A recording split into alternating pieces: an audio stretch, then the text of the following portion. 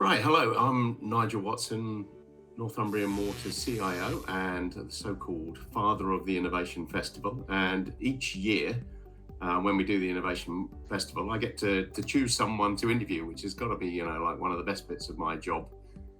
It always end up talking to some really interesting people, and this year's definitely no exception. This year, I've chosen to talk to Tim Reid, who is a comedy writer and innovation consultant. But Tim, maybe you could introduce yourself to the audience and let them know about some of your best known work, perhaps. Sure. Yeah. So thank you, Nigel, and it's a pleasure to be here chatting with you. Yeah, I guess I'm probably best known as the co-creator and co-writer of Peter Kay's Car Share, the BBC One BAFTA-winning sitcom. But the other work I do is in TV comedies. I co-write a show currently on Dave called Meet the Richardsons, starring John Richardson and Lucy Beaumont, and hot off the press, winner of the Broadcast Digital Awards Best Comedy last night. That was, in fact.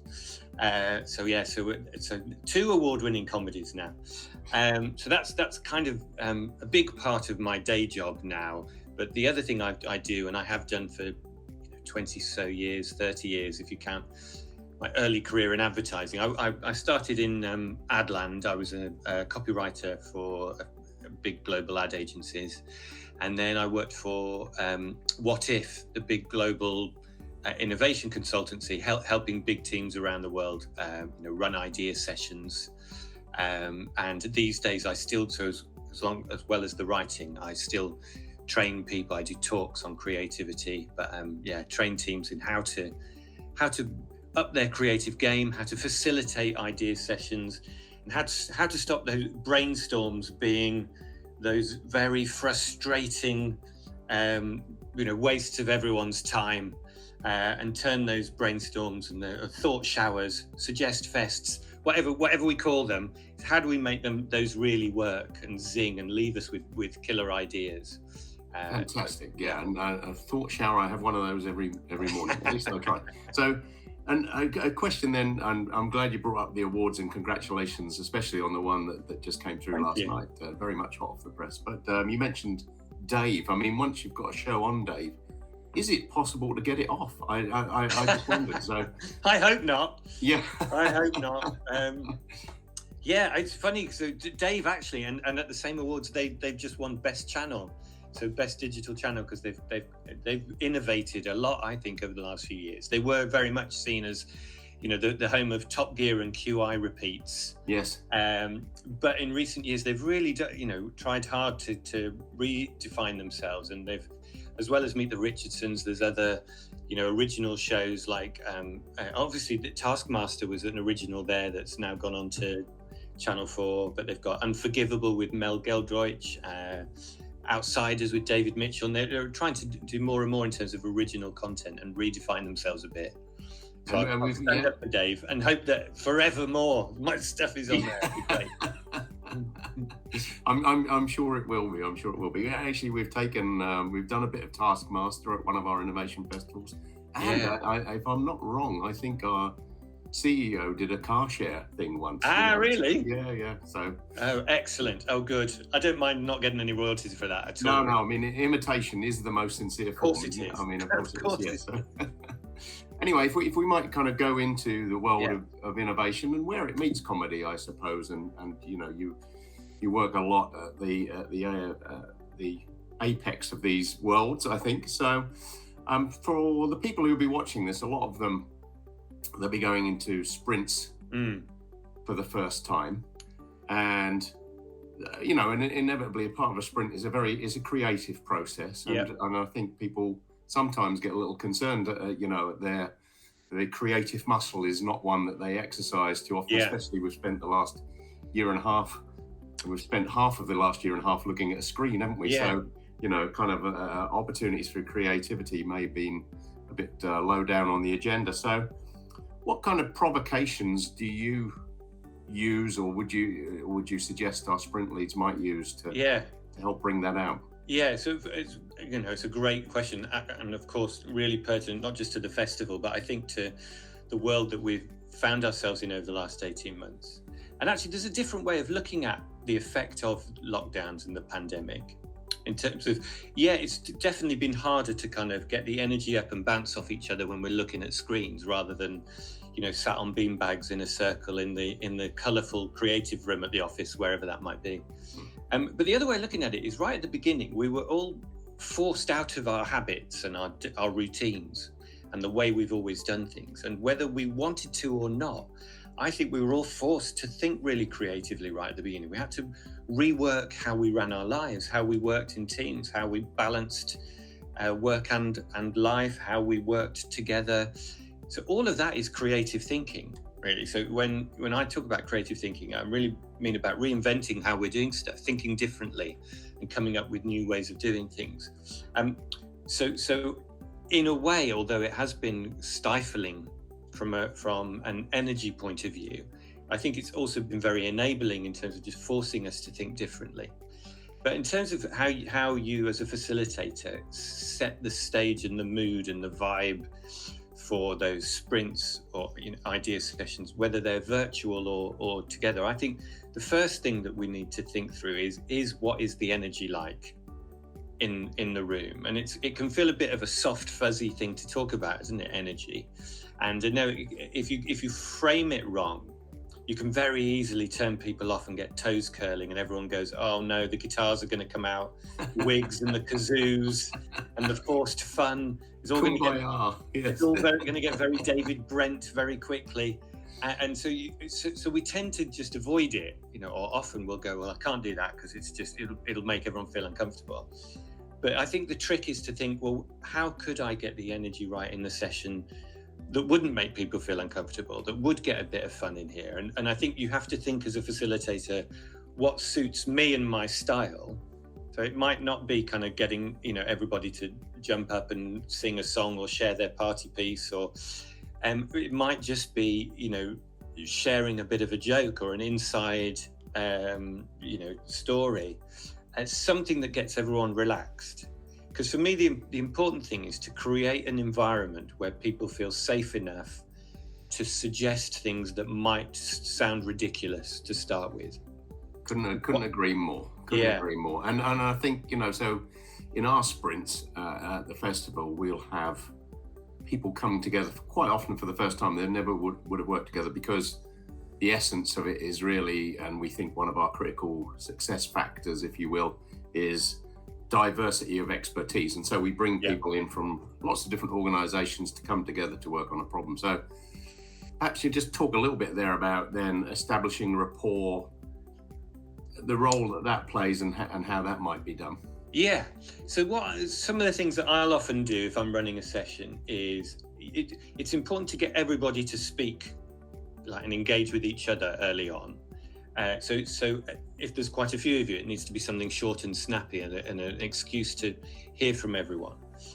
So one of my tried and tested is to get everybody to kind of just say what their first name is, describe what it is they do as if they were talking to a 4-year-old.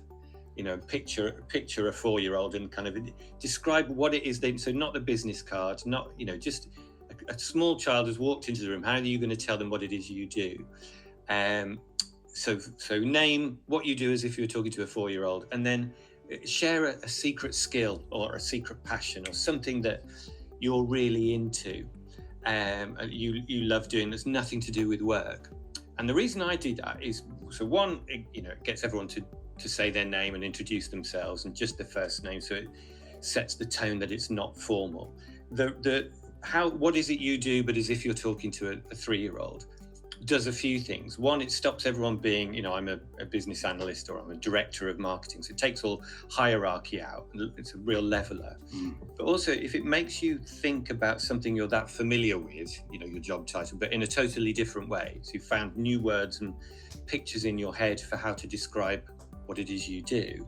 That's creativity already. And I'll say that. It's as easy as that. We just thought differently about something you're familiar with, and you've re-expressed it. That's partly what we're all about doing, coming up with ideas. So we're already proving we can do it. And the sharing the secret skill or passion again is making sure I've brought the real them into the room. So if they're a pianist or they love baking cakes or whatever it is, your weekend brain is what we need in the room when we're thinking differently about things, not our business as usual approach. And so if you can do it in a way that takes the formality or any remaining formality out of the session, but also I think just allows you to be relevant. So I've explained why I've done all of that. There's a purpose to it. So it's not just we've thrown paper aeroplanes at each other just to have some fun. There's always a purpose to what you're doing to get the energy right, I think. And so then I think people feel they're in safe hands. That's another important part, I think, from the beginning. Change tack a little bit and talk about introverts in innovation. So for the first time this year, somebody in my team came along and said, what about the introverts? You know, they don't necessarily always feel comfortable in this setting. And so we're running a sprint for introverts. Yeah. And I wonder then, if you're writing on your own and you get stuck, what do you do? How do you break yourself out of that? So, it's a great challenge and a great question. And I think it's about having a toolbox that of stimulus techniques and exercises. And I think it's really important. I think it was also really actually an important point that the introverts in an idea session, if absorbed properly into the group, will very often be the sources of that bit of genius. So it's absolutely essential that you do create a mood and a style and a flow of the session that allows everybody, extrovert or introvert, to really get their say out. But if you're on your own, then there's the different techniques I would use. Well, one, sometimes go for a walk, change the environment. It works as a group, but especially on your own. Because if you've got stuck, go for a walk, go for a bath if you're at home. Yes. Most of us don't have a bath at the office, but that's often one to take the pressure off and go and just let it all settle for a bit and see what starts to flow when you give your subconscious kind of room to breathe and have a word. So that's the big one, really. I think is just lay off yourself a bit. Go for a walk in the park or up and down the street.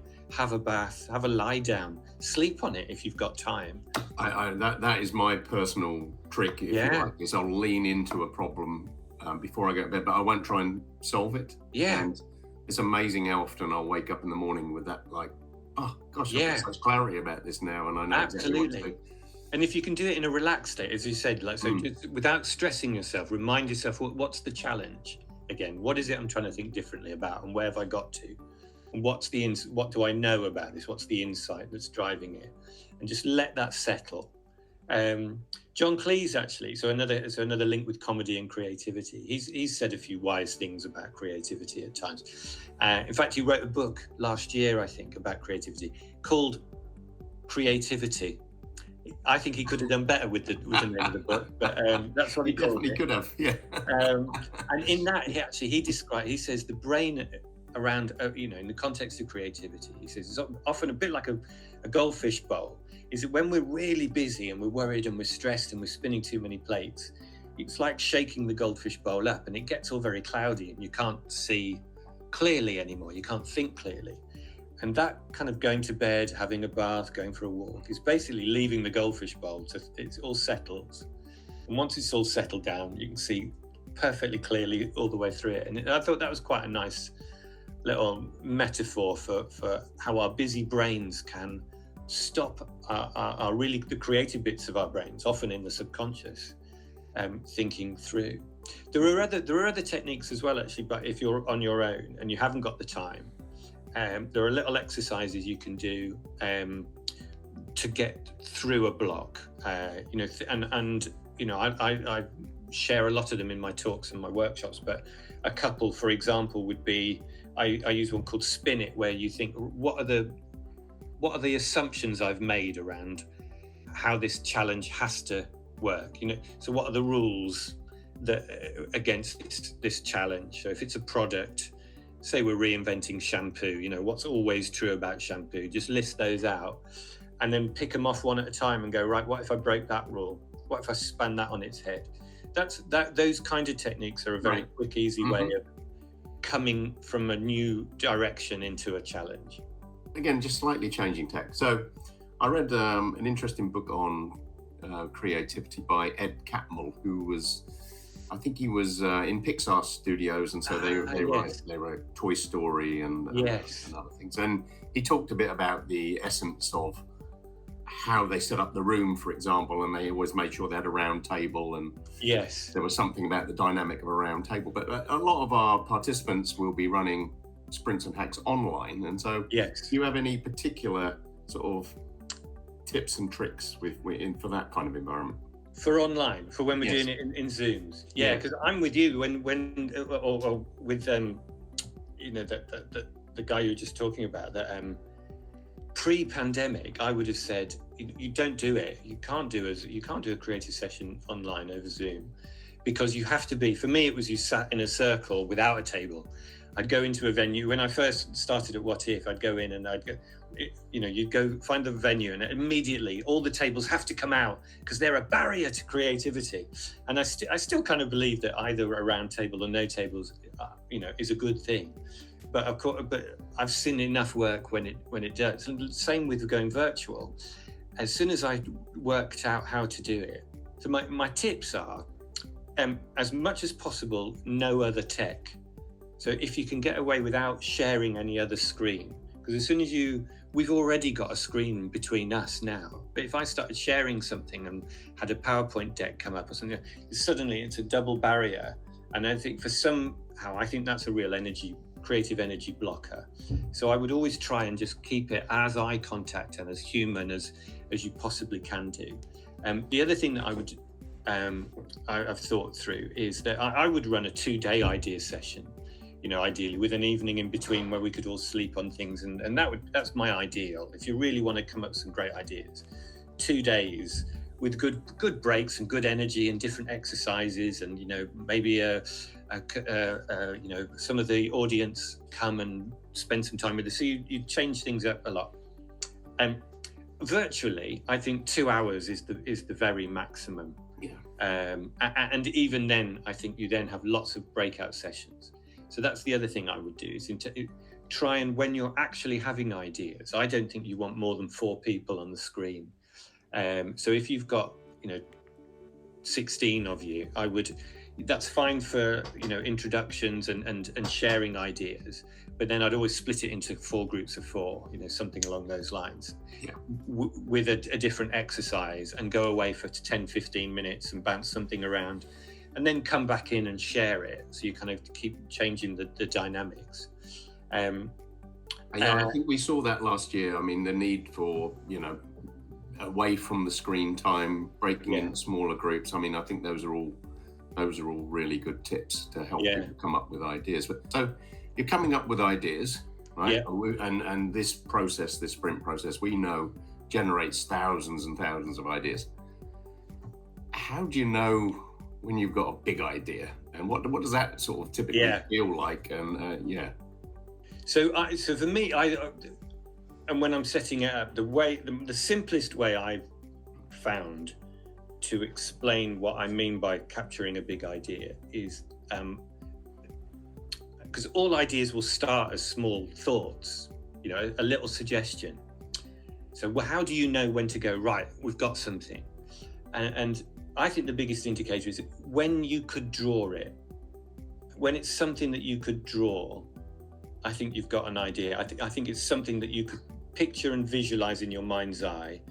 You could draw, even if it's stick men doing something, or it's a box and people around it doing something, or if it's an event, where are we, what's going on, what's happening. I think until you've got the idea to a point where everybody's got a shared kind of visual picture of it, that in their mind's eye, that they could draw and go, is it a bit like this? And you go, yeah, although I'd thought it was a bit more like, add a bit of that, and so you draw it again. If you can draw it, my technique would be that I kind of get people, and again I do this visually, virtually, is I would get a sheet of paper. Somebody's got the responsibility of capturing this, because it's so important to capture ideas as you have them. Because another nice quote is, ideas are like butterflies, aren't they? They're kind of beautiful and pretty, and if you watch it too much, it'll just fly off. That's absolutely right. You've got to know when to net it down. So I would say, as soon as you can picture it in your mind's eye, draw the idea, and I suggest like a T shape on a piece of paper. Yes. Where I think basically what you're doing is you're writing an ad for the idea. There's a headless man at the moment. So you draw a T, and as soon as you can picture the idea, you draw it. And this is, so I just, in dodgy drawing, because you might want to do it quickly. So it's a kind of, they hand a box, and I don't know what they're going to do. But and then in the other bit, you write a bit of body copy. So 2 or 3 sentences saying, this is what's going to happen. And that's what we're going to call it. Because as you said, if you've got 1,000 ideas, what you don't want is a bullet point and a list of ideas. You want the shared common currency of the ideas, so that at the end you can kind of see the 1,000. And if they're all captured like an ad for it, and it doesn't always have to be in that format, but something describes what happens. We've called it something, the best name we could think of at the time. And we've drawn it to show exactly what it is we mean about it. I think, we used this technique we borrowed from Amazon last year, and I thought it worked really well, which was you start with the press release. Yeah. Right, which is kind of like, okay, this is the day one when this new idea is in the market, or whatever it might happen to be, then, and how would you describe it? But I love the kind of the pictorial idea, I think. Is a great way. And it's a nice segue to, I guess, my last question is, because no idea is worth anything unless you can sell it, right? You can persuade people to invest in it, or whatever that might be. So, what elements do you think are kind of really important in the pitch? Yeah. So, and the way I do this at the end of a session, and actually I think this starts right at the beginning. Is how do you get it down to the right 1 or 2 or 3 ideas if you're putting them into research or whatever. And right from the beginning, I'll flag up the importance of, obviously, we're being expansive. We're going to have lots of ideas. We're going to generate a ton of ideas. But we will get reductive at the end. And I think if you signal that at the beginning, that's part of your giving everyone permission to come up with the illegal, the mad, the crazy, the absurd ideas, knowing that we've got this safety net. Later on, we will work out which is the right idea or the best idea. So I think it's worth signaling that right from the beginning, that we're going to get reductive. Same with writing comedy. I think if you thought as a comedy writer, if I get anything down in the script, it's going to be filmed and seen by 1 million people, then you'd be terrified and you'd never write anything. Quite, yeah. You kind of have to just get it down, but there's several editing stages here. So if it doesn't pass the mustard, if it doesn't cut the mustard, if it doesn't make people laugh, it'll get weeded out. It's the same with any ideas session. So that you're going to get reductive and land on the right ones. So how do you do it? I would, in the session, do it as democratically as possible. So allow everybody who was part of generating the ideas the chance to campaign for or against different ideas. Because again, I think that's part of the security of coming up with the mad ones, is knowing you'll be able to say, we shouldn't do, there's a time, it's not just kind of that no idea is a bad idea, blue sky thinking, we push the envelope. We also need the bit where we go, this is rubbish, I'm worried about it, we can't do this. I'm not sure it's moral, or there's a... Absolutely, yeah.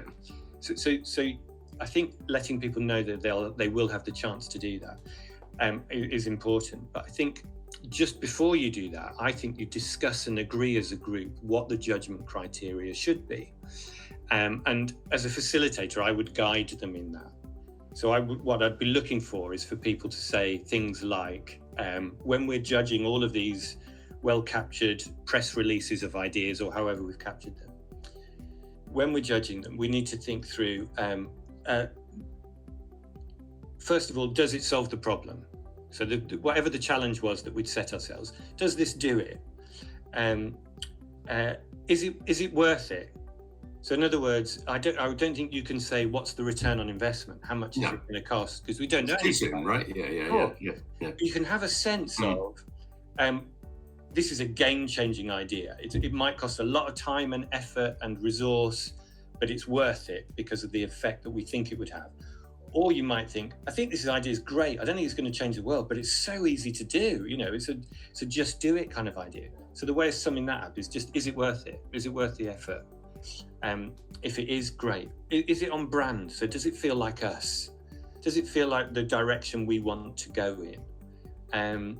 Do we think that whether it's consumers, colleagues, partners, stakeholders, whoever it is this is for, will they love it? Do we think they'll love it? And also, but do we love it? Do we love it as an idea? So is it doable? You've got things like that as well. It's kind of like now we really were pushing it out there. We've come up with an amazing idea. Is it doable within the time frame that we want to do it? So most ideas are doable. You might just think, but not till 2050 when the technology is on board. And you might think that's fine. But so again, within the context of the challenge and what you're trying to do, is it doable? So there's those kind of discuss and agree that criteria and then apply that and get it and vote, basically. Yeah, I think those are some great questions, and one that you kind of touched on it there that I was like, whose life is it going to improve here? And is it the person who's fixing absolutely. leaks? Is it the customer? Is it whose life does it improve? Absolutely. That's been fantastic, Tim. Lovely an honour and a joy, I should say, to discuss likewise. this with you. Great and many thanks for playing such a big role in this year's Innovation Festival, because I know this is just one of the things you're doing with us. So, but what a joy chatting to you this afternoon. Thank you. Thank you, Nigel. It's a pleasure.